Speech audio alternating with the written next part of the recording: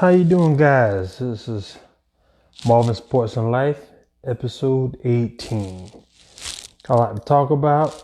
I want to thank everybody who tuned into my last podcast we did, which was a one-on-one interview with Rudy the barber on Tyrone Bonaparte. It was thank you guys. It was a real good success. The feedback was great. I had a little technical difficulties because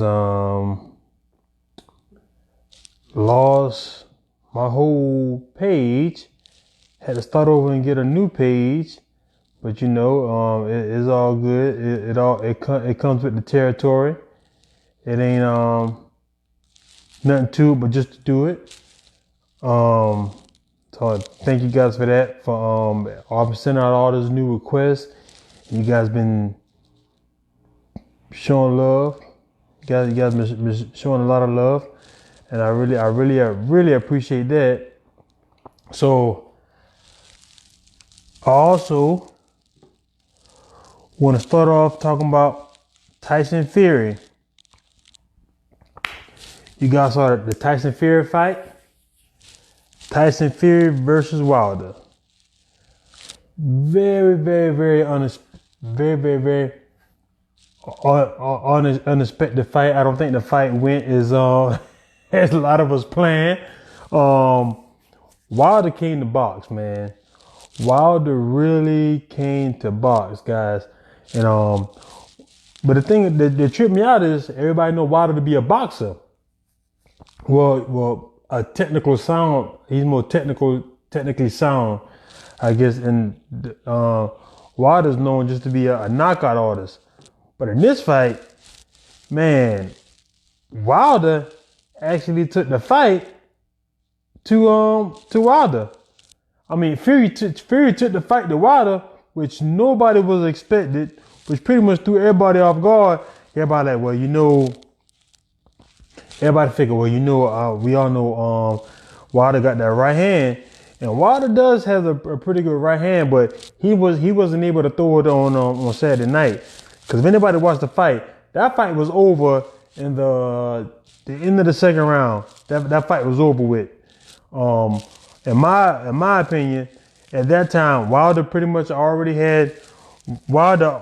won the fight. Not Wilder, Fury already won the fight.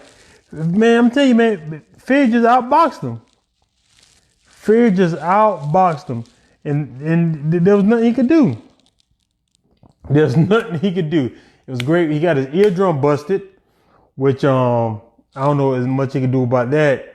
Only thing I didn't like that Wilder says is that he blamed it on the fact that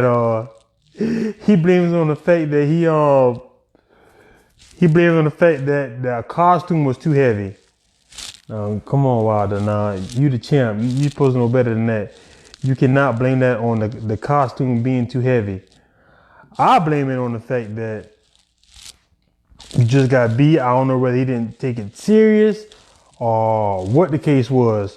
I just know that Wilder got the mess beat out of him. So when I kind of look at it, and if you notice that Fury he changed his he got a whole nother style. Not a style, he got a whole nother trainer. And his trainer, he got Emmanuel, I think it's Emmanuel Stewart. I forgot his name, but he's a very well known trainer. But his nephew name is Hill. His nephew was the one that trained Tyson Fury for this fight. And Tyson Fury said, if anybody was listening, he said every time he wasn't going to box him, he was going to knock him out. Nobody saw it coming. Even Shannon Briggs said, he talked to Shannon Briggs. Shannon Briggs said he shot them. Was like, oh man, this guy for real. Real deal Holyfield. He said he gonna knock him out. And Tyson Fury did just that. He actually knocked him out, which surprised me. He came into the fight, he was aggressive. On weigh-in, he weighed like 270. But everybody speculating that when he got into the ring, by the time he rehydrated, he's like 280, 290. Fury was leaning on him, swinging on him, getting the job done, knocking him down. He just got the job done, man. Like I said, if I was a gambling man, I would have not had bet that Tyson Fury was just going to take it to Wilder like that, which he did. Like I said, Wilder, you took the loss. You cannot blame it on, you can't blame it on the 40-pound costume. I'm like, come on, Wilder. If you lost, you lost. Don't blame it on the costume. Like he got mad. He fired his trainer. I forgot his name. Mark Breland. He fired his trainer, Mark Breland. But the thing about it, my thing is like, Mark Breland might have saved your life, because I honestly believe that Mark Breland actually saved his life by throwing that towel in. Throwing that towel in saved his life, save your life, Deontay Wilder. So even though you might want to get new training, because you might need to work on your boxing skills, because that right hand is getting you out a lot of trouble, a lot of stuff. But you shouldn't fire your coach. Well, you can fire him. You just need some help. But you just got outboxed, man. You got beat.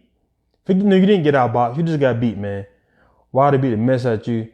It was a good fight for the first 2 rounds and a half, I guess. Because after that eardrum bust, fight pretty much over with, guys. Fight was over with. So Fury took advantage of it. The man did what he said he was going to do. He said he was going to knock him out, and he did it. So shouts out to Fury for that. Next topic. Is Tom Brady going to leave the Patriots? Now, this right here is all kind of speculation. They got Tom Brady. They're saying he might be a Raider. They're saying that Tom Brady could possibly be a Tennessee Titan. They're saying that Tom Brady, he even might could go to the Patriots. But right now, it's looking like he's able to go to a contender. So the Titans, like, they might have a strong possibility. Right now, I keep hearing the Titans and the Chargers. I saw a few things on ESPN say he could go to the LA Chargers, but it's really been between the Raiders and the Titans. Now, if I had to bet, I think he's coming back to the Patriots. I really do. I think that Tom Brady is going to sign. I think the Patriots are going to pay him the $30 million a year he wants. I think he's going to be a Patriot. I saw one thing today about the Giants, but I can't see him go to the Giants.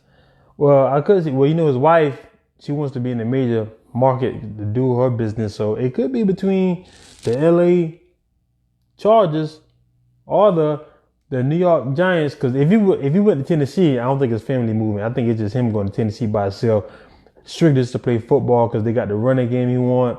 The defense is okay. Even Jerry Jones was saying how, I don't know if it's Jerry Jones is being Jerry Jones messing around. He was saying how, because they haven't even signed Dak yet, they're playing with Dak money. I don't know what they're waiting on to sign Dak. They said to go ahead and just sign him. So they're saying that the Cowboys looking at, they might bring in Tom Brady, but if you bring in Tom Brady, you got to cut Dak. And if you cut Dak, franchise quarterbacks don't grow on trees.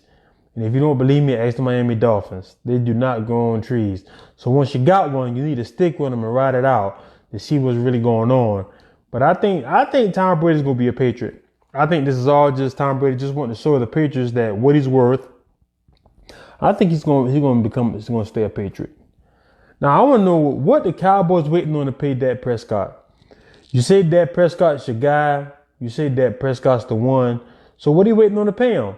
Are you waiting on the what is it? Not CBA. I think it's CBA. You waiting on the CBA to be over with, so y'all can see what the terms are going to be, so you know what's going to happen. I don't think they're allowed to talk because of contracts, and they're trying to get the stuff straight with the owners. Well, what you going to do, Cowboys? Dak Prescott is you guys' first. Well, Tony Romo was a franchise quarterback. He didn't win nothing, but you guys are lucky to where you went from one pretty good quarterback, Tony Romo. Tony Romo's not a great quarterback, but Tony Romo was pretty good. You go from Tony Romo to Dak Prescott, which you stole in the 4th round. You haven't paid the man in 3 years because you had him on a rookie contract, so you didn't have to pay him much. Now you guys still don't want to pay him. I'm like, come on, man. Dak Prescott did his job. Now we need for Jerry Jones and Stephen Jones to do their job and pay the man. Mike McCartney came out and spoke today at the combine and said that he believes that Dak Prescott is the future quarterback for the Cowboys and that he's what they need and they need to keep him and all that stuff. And all that stuff sound good, but hey, you gonna pay me or not? Pay the man. So hopefully the Cowboys can not do Cowboy things and lose a good quarterback, because best believe somebody else going to sign him if they don't want to sign him. All right, now on to the NBA. Is the Milwaukee Bucks the best team in the NBA? The Milwaukee Bucks look good. The Milwaukee Bucks look good as a unit. Even with Giannis playing the way he's playing, I still believe that LeBron James is still the best player in the NBA. And I think that week after week, he keeps showing it. In year 17, no player has ever been this great in year 17 in the history of the NBA. No player has ever. The only player that I could say was in shape, the kind of shape he is in year 17, maybe Karl Malone. But Karl Malone didn't have the kind of impact that LeBron James is having right now in the Lakers in year 17 that he had. Matter of fact, his last year was with the Lakers. And he wasn't as dominant as LeBron James is right now. And I think Giannis has the potential to be one of the greatest players, to be the greatest, not the greatest, to be the best player in the NBA. He just hasn't gotten there yet. And he keeps working hard, maybe. But right now, Giannis still has some holes in this game that he needs to fill. And right now, LeBron James is still showing that in year 17, he is still the king. He is still the best player in the NBA, hands down. But the Bucks are a really great team. The way Chris Middleton's playing, as finally being like stepping up to that Robin role, that number 2 player, he's stepping up. The Lopez brothers are playing their role.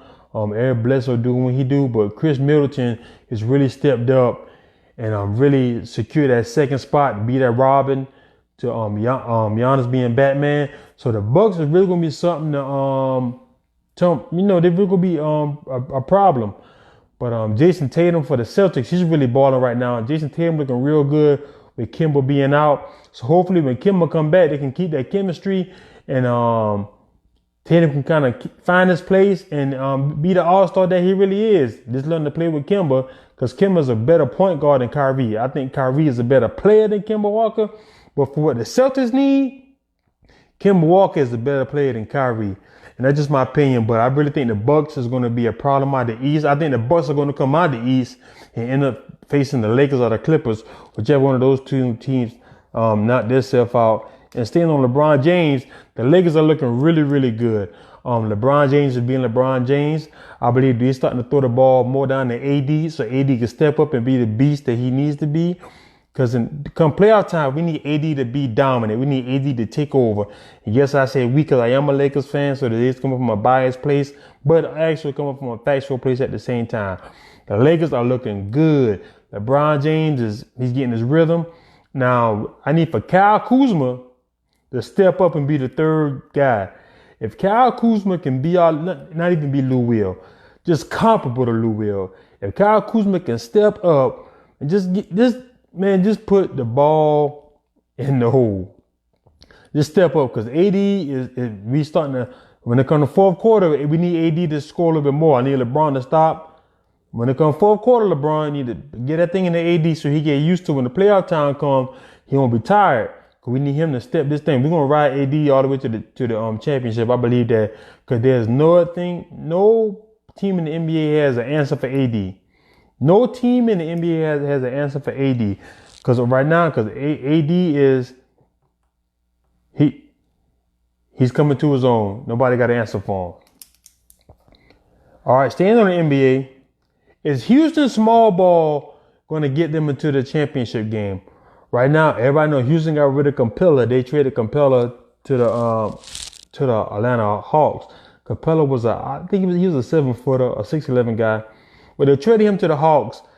They traded him because what happens is he's just a big guy. He took up so much space in the lane.